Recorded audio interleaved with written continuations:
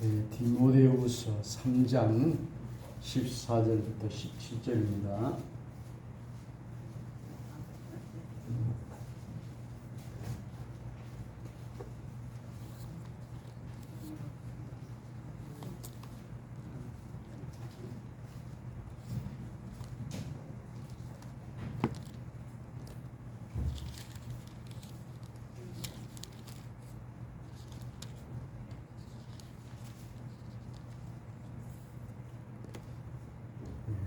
네, 345조.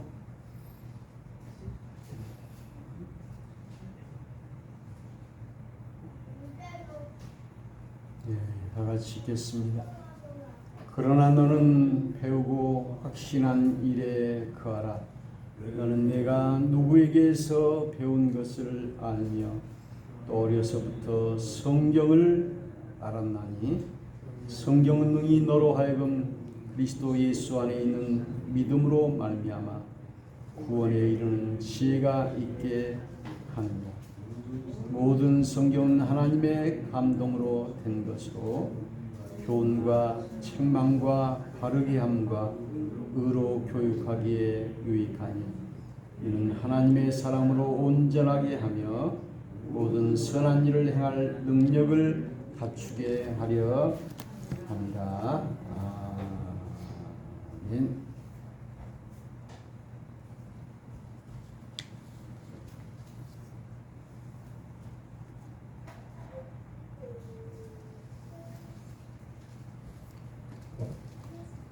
할렐루야. 오늘 16절에 보니까는 모든 성경은 하나님의 감동으로 되었다. 여기에 감동이라고 하는 말은 감각 감자와 움직일 동자입니다. 그래서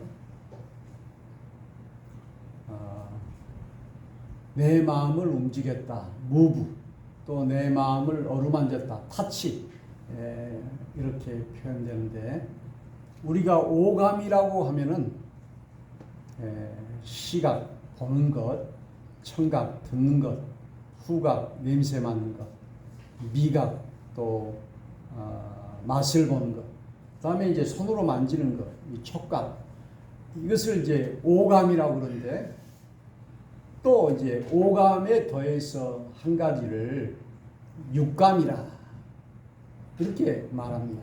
이 육감이라고 하는 것은 5가지 감각 외에 또 한 가지가 더 있는 그런 영적인 감각, 이것을 육감이다. 그래서 이것을 인스피리에이션, 영감이다. 에디슨은 말하기를 사람은 1%의 영감과 99%의 노력으로 성공한다고 했는데 이 에디슨이 강조한 것은 99%의 노력을 이야기한 것이 아니고 1%의 영감을 이야기했어요. 감동을 말하고 있습니다. 그래서 오늘날의 시대는 감동이 없는 시대예요. 우리 마음을 움직여야 되는데 머리로만 생각하는 거예요. 그래서 김수함 추기경은 이 머리에서 가슴까지의 거리가 너무 멀다. 실제 머리에서 가슴까지는 가깝잖아요. 근데 가슴을 때리고 가슴을 감동시키고 가슴을 불붙게 하고 가슴을 움직이는 그런 감동이 없는 시대다. 우리가 감동을 받으면 눈물을 흘리게 되고 감동을 받으면은 이제 기뻐 춤추게 되고 하고 감탄사를 바라게 되는 것을 볼 수 있습니다. 그래서 오늘 우리는 이제 감동이 얼마나 중요하다는 사실을 알 수가 있습니다. 그래서 이 성경은 하나님의 감동으로 된 것이다. 물론 인간이 있었지만은 성령의 그 감화 감동을 통하여 우리 인간이 있었기 때문에 이것은 사람의 말이 아니고 하나님의 말씀이다. 히브리서 4장 12절에 하나님의 말씀은 능력이 있어 우리의 혼과 관절과 골수를 찔러 쪼개기까지 한다. 하나님의 말씀이 우리의 혼과 관절과 골수를 쪼개기까지 한다라고 하는 것은 그만큼 하나님의 말씀에 놀라운 역사가 있다라고 하는 사실입니다. 그래서요,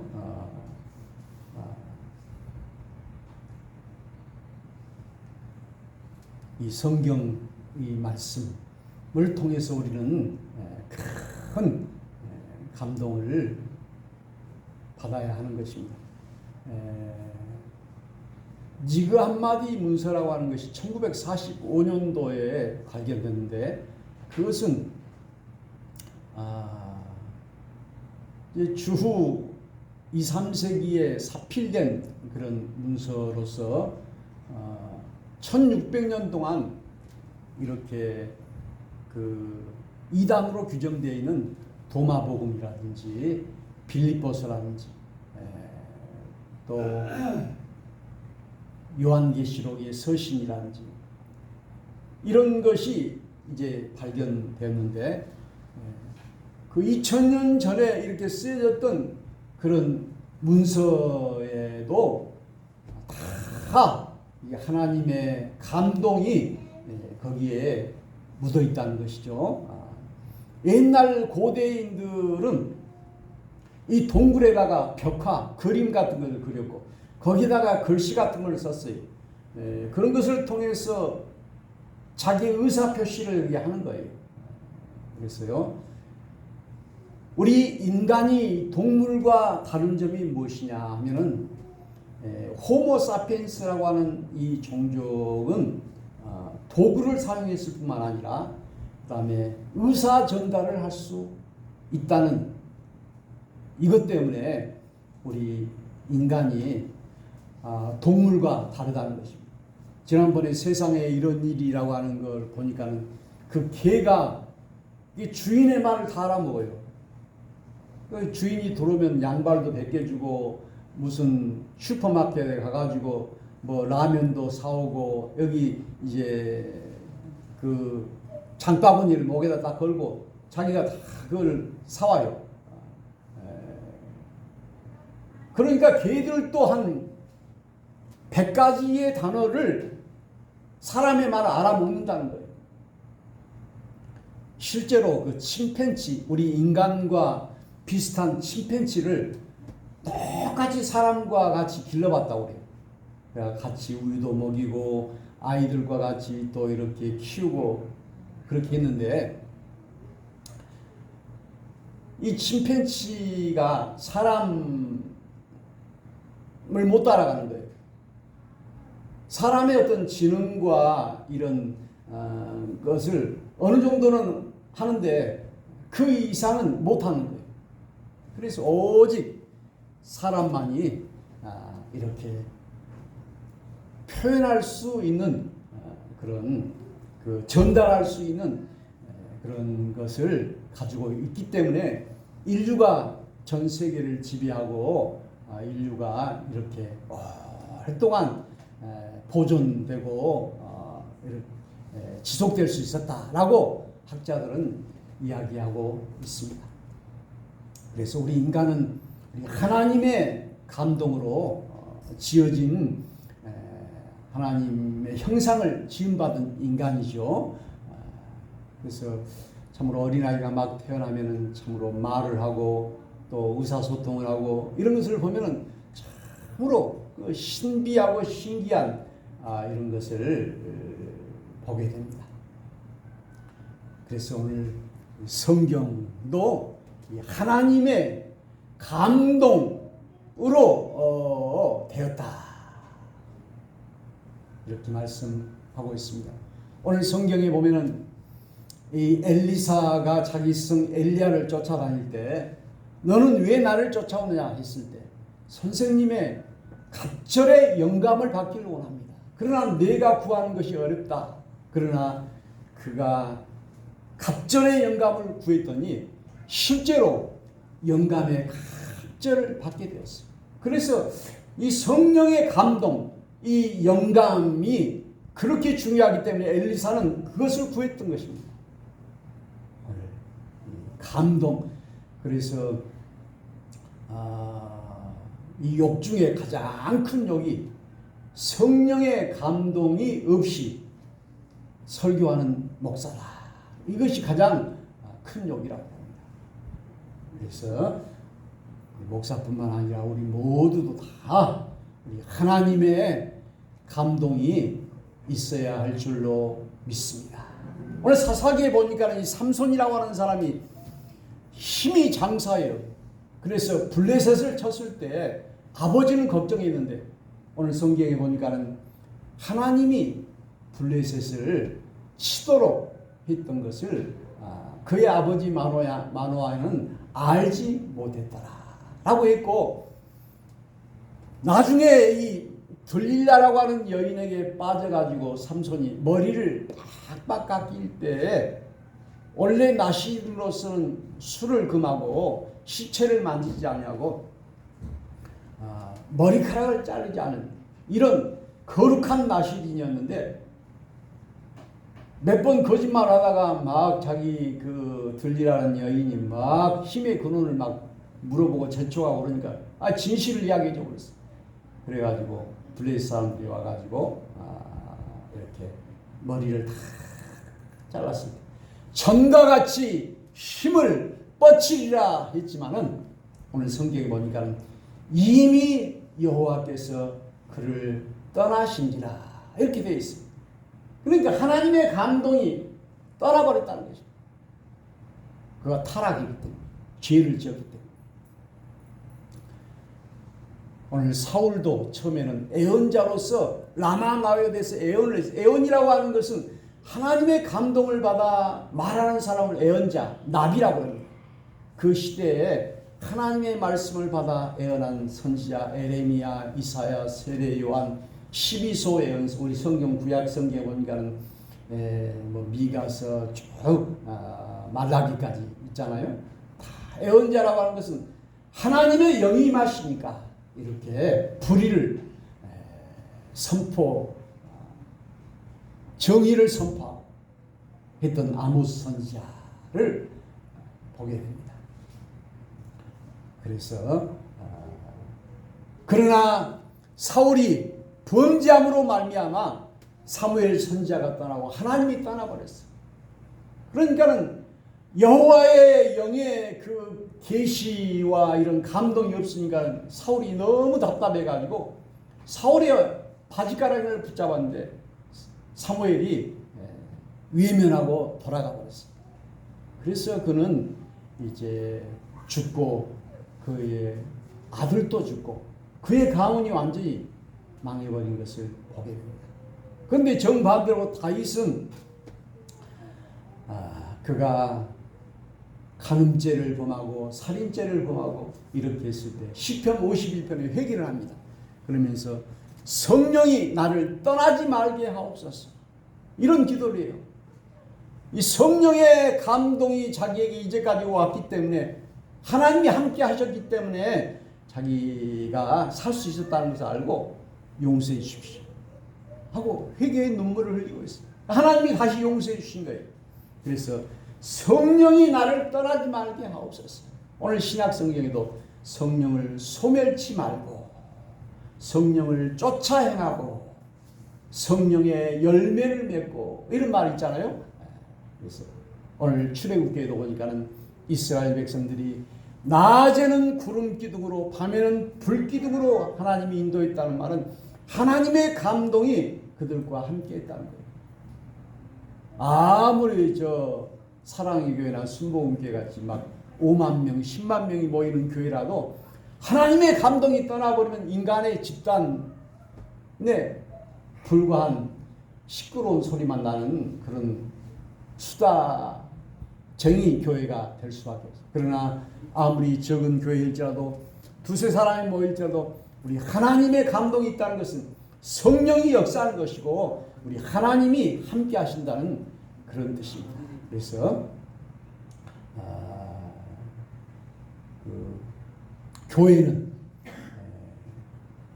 성령의 역사가 있는 교회가 되어야 한다라고 하는 말씀입니다. 곧 성령이 역사한다는 말은 하나님이 함께하고 하나님의 감동이 임한다라고 하는 사실입니다. 그래서 저도 이렇게 설교할 때 하나님의 감동을 달라고 하나님의 음성을 달라고 이렇게 기도를 합니다마는 어쩔 때는 전혀 머릿속에 떠오르지 않을 때가 많아요. 그러나 또 하나님이 주시는 그런 말씀을 받아서 이렇게 설교하게 된 것을 볼 수 있습니다. 그래서 오늘 모든 성경은 하나님의 감동으로 되었다. 그래서 교훈과 책망과 바르게 함과 의로 교육하기에 유익하다. 그래서 우리가 참으로 하나님의 감동이 없이 우리 인간의 생각으로 한다든지 또 이제 우리가 악을 저지를 때는 우리 하나님의 감동이 없는 것이죠. 그래서 이제 마귀의 역사, 마귀의 감동이겠죠. 그래서 우리는 이 하나님의 감동과 사람의 그 생각 이것을 우리가 잘 분별할 수가 있어야 할 것입니다. 우리 하나님의 감동을 받으면 마음이 평화롭고 불안이 사라지고 마음에 기쁨이 넘칩니다. 그러나 하나님의 감동이 없으면 불안하고 또 마음이 우울해지고 괴롭고 얼굴에 기쁨이 없는 것이죠. 오늘 이 놀라운 하나님의 감동을 우리가 받아야 하겠습니다.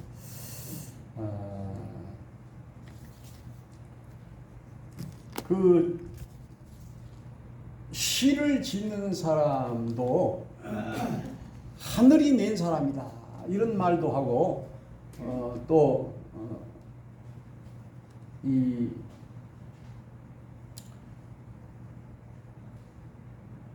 이런 감동이 있을 때 그 시를 짓는다고 이렇게 이야기를 합니다. 그래서 어떤 시인은 그 천주교인데요, 기도시라고 하는 시를 썼어요. 아주 짧은 시인데 울려고 갔다가 울지 못한 날 있었다. 앞서온 슬픔에 내 슬픔은 밀려나고 그 여자 들썩이던 어깨에 내 눈물까지 죽어온 날. 아주 짧은 시인데 이 시를 쓴 배경에 대해서 그가 설명을 했습니다. 그 마산 분이고 강현덕이라고 하는 시인인데 자기가 이 천주교 신자인데요. 자기 집안에 이제 3종 세트의 불행이 닥쳤어요. 자기 아버지는 임종을 앞두고 있고 자기 딸은 다쳐가지고 또 아파 있고 그리고 자기 남편은 교통사고를 당해가지고 병원에 6개월 동안 있고 이렇게 사고가 겹쳐가지고 3개나 어려움이 있을 때 너무 괴로워가지고 그렇게 천주교 열심히 있는 신자도 아닌데 성당에 가가지고 내가 한번 성당에 가가지고 마음껏 한번 울어보겠다.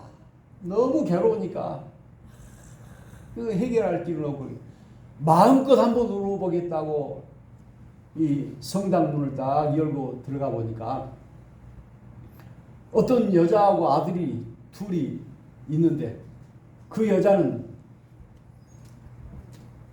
고개를 하늘로 쳐들고 어깨를 들썩이고, 그리고 아들은 땅에 처박혀가지고 기도를 하고 있었어요. 큰 소리는 나지 않았지만 무슨 사연이 있길래, 무슨 어려움이 있길래. 그래서 기도실 울려고 갔다가 울지 못한 날이 있었다. 앞서온 슬픔에 내 슬픔은 밀려나고, 저 여자의 기도하는 모습을 보니까 내 슬픔이 이제 밀려나 버렸어요. 우리가 더 큰 어려움을 보면 자기의 어려움이 아무것도 아닌 것처럼 그 여자 들썩이던 어깨에 내 눈물까지 주고 온다. 이게 그대로 표현을 한 거예요. 그래서 이 시인들도 이 글을 통해서 우리에게 감동을 주기도 하고, 우리가 뭐 드라마, 요즘 좋은 드라마가 많이 있다고 하는데 제가 잘 보질 않았습니다만, 뭐 우리들의 블루스도 좋다고 그러고, 또 뭐 이상한 변호사 우영우도 재미있다고 그러고, 그런 것을 보면서도 우리가 그 감동을 받잖아요. 드라마 속에서도 울고, 또 남자들도 울기도 하고, 영화를 보면서 또 감동을 받기도 하고, 그리고 그림을 통해서도 감동을 받기도 하고. 그래서 뭐 그림이 한 장이 뭐 1억도 넘어가는 그림도 있다고 그래요. 우리가 보기에는 아무것도 아닌 것 같은데 그냥 그 그림이 그만큼 감동을 주기 때문에 사람들이 그것을 고가에 사는 것이죠. 그리고 음악을 통해서. 그래서 오늘 성경은 우리가 이것을 고전이다. 지난번에 그 클래식 음악을 한 피아니스트가 강연을 했는데 제가 한번 질문을 해봤어요. 아니, 사람들은 기호가 다 달라서 어떤 사람은 트로트도 좋아하고 가요도 좋아하고 그런데 이 고전과 트로트하고 어떻게 차이가 있습니까? 이렇게 물어보니까 물론 트로트도 이렇게 사람에게 감동을 주고 좋아한다는 거예요. 그러나 모차르트라든지 쇼팽이라든지 바라든지 베토벤이라든지 슈베르트라든지 이런 음악가들의 그것을 그 교향곡 이런 걸 들으면서 우리의 마음속에 어떤 메시지를 전달해주고 우리 마음속에 평화를 주고 그 음악이 치료를 하기도 하고 그렇기 때문에 그 트로트는 라면과 같은 인스턴트 식품이라고 그러면 이 고전은 인스턴트가 아닌 영원한 그 당장은 맛이 없지만 그것이 약이 되는 것이다. 이렇게 표현을 하신 것을 봤습니다. 그래서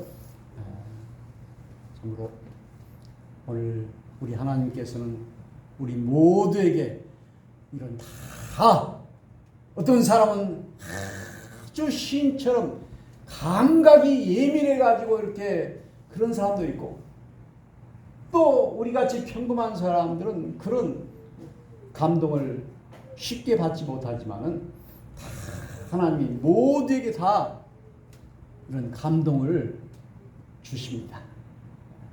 그래서 우리는 하나님의 형상을 닮은 작품이다. 그래서 포에마라라고 하는데 많은 그런 그 글도 있고 또 음악도 있고 그림도 있고 그러지만은 도자기도 있고 그러지만 가장 좋은 것을 우리는 작품이다 그렇게 이야기합니다. 작품. 만들 작자, 품격 품자. 그래서 그 어느 누구에게도 내놓을 수 있는 그런 감동으로 만든 작품. 그래서요, 우리는 참으로 이 성경이 바로 하나님의 감동으로 됐기 때문에 우리를 교훈하고 책망하고 우리를 바르게 하고 우리는 우리 인간이 옳은 것 같지만은 틀릴 때가 많아요. 우리 인간이 불완전하기 때문에 저 자신도 내가 옳다고 생각한 것이 틀릴 때가 많이 있는 것을 보게 됩니다. 그래서 이것을 자기가 옳다고 끝까지 생각한다라고 하는 것을 성심, 또 확증 편향이라고. 성심이라고 하는 것은 이룰 성자 마음심자, 자기의 마음에 굳혀지면 이것이 옳다고 생각합니다. 그러나 오늘 성경은 우리를 책망하고 바르게 하고 교훈하고 의로 교육한다. 그래서 하나님의 사람으로 온전하게 하며 모든 선한 일을 행할 능력을 갖추게 하려 함이라. 이렇게 말씀하고 있습니다. 물론 우리 모두가 다 이 성령의 감동인 우리 하나님의 말씀을 통하여 큰 우리 하나님의 감동을 받을 수 있기를 축원합니다. 그래서 이 성경을 읽을 때 그 철학자는 철학적으로 읽고, 또 법학자는 법적으로 읽고, 또 문학자는 문학적으로 읽고 이렇게 하는데요. 우리가 그 이어령 씨라고 하는 그분은 우리 한국의 위대한 지성인인데, 그가 이 성경을 부정하고 비판하고 그 자기 생각으로 보니까는 이 성경이 인간의 그 작품이라고만 생각이 들었어. 그러나 자기의 사랑한 딸이 암으로 죽어가고, 그리고 마지막 딸이 아버지에게 전도했어요. 그러니까 자기가 이제 그 장관도 하고 그랬는데, 자기가 교수도 하고 그랬는데 자기 딸하고 놀 시간이 없어요. 너무 불쌍하고 그러니까. 그리고 자기 딸이 또 이혼당하고 이렇게 하고 어려움 속에, 그래서 이제 그 예수를 믿고 세례를 받고 이제 지성에서 영성으로 라든지 그런 많은 유작들을 남기면서, 우리 인간의 이 생각만이 최고가 아니다. 우리 하나님의 감동이 있어야 된다. 영감이 있어야 된다. 지성이 최고가 아니다. 지성에서 영성이 있어야 된다. 이 영성이라고 하는 것은 이 신령한 영자잖아요. 신령한, 우리 하나님의 신령한 그런 감동이 우리에게 직접 우리에게 임해야 된다. 오늘 또 우리 하나님이 우리에게 이렇게 감동을 주실 때 우리가 봉사하고 기도하고 헌신하고 또 우리 주님을 위해 충성하는 것인 것을 볼 수 있습니다. 우리가 그 데이터라든지 내비게 그 와이파이가 연결이 안 되면 이거 끊겨버리잖아요. 이 전기도 이 연결이 안 되면 이것이 끊겨버려요. 우리 하나님의 그 영감 이것이 오지 않으면 우리 이 머리가 이 컴퓨터인데 여기서 우리 하나님의 음성을 들을 수 있다는 것이 오직 우리 인간만이 이렇게 창조적으로 우리 하나님의 뜻을 알 수가 있다는 사실을 깨닫고, 이 성경은 우리 인간의 지식으로 또 공부도 해야 되지만은 그러나 감동으로 됐기 때문에 그것을 감동으로 풀어야 된다라고 하는 말씀을 우리에게 주셨습니다. 오늘 남은 생에 우리가 하나님의 감동으로 살아가는 저와 여러분이 되기를 주의 이름으로 축원합니다.